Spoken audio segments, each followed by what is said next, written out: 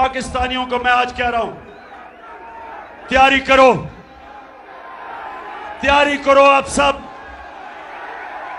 और मैं सियासत की बात नहीं कर रहा, मैं हकीकी आजादी की बात कर रहा हूं, मैं जहाद की बात कर रहा हूं, मैं उस पाकिस्तान की बात कर रहा हूं जो मेरे लीडर कायदे आजम ने जद्दोजहद की और मेरा जो नजरियाती लीडर इलामा इकबाल की जो सोच थी, उस पाकिस्तान को अगर हमने, वो पाकिस्तान जिसने एक अजीम कौम बनना था, जिधर दुनिया में हर पासपोर्ट की इज्जत होनी थी,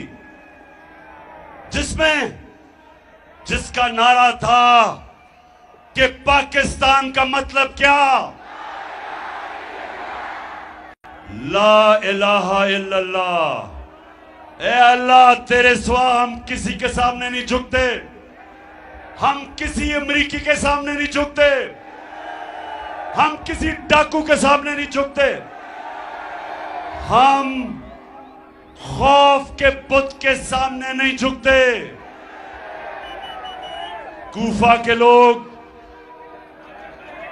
के लोगों को पता था कि हजरत इमाम हुसैन राय हक पे थे, कूफा के लोग जानते थे, लेकिन यजीद के खौफ की वजह से निकले नहीं। और इस्लाम की तारीख का सबसे बुरा सानिया हुआ, सबसे तकलीफदेह हुआ क्या हुआ, क्योंकि लोग डर गए, खौफजदा हो गए, ला इलाहा इल्लल्लाह को भूल गए। बजाय अल्लाह कि तेरे सिवा हम किसी के सामने नहीं झुकते, खौफ के बुत के सामने झुक गए और जुल्म हुआ। इस्लाम की तारीख का सबसे बड़ा सानिया हुआ।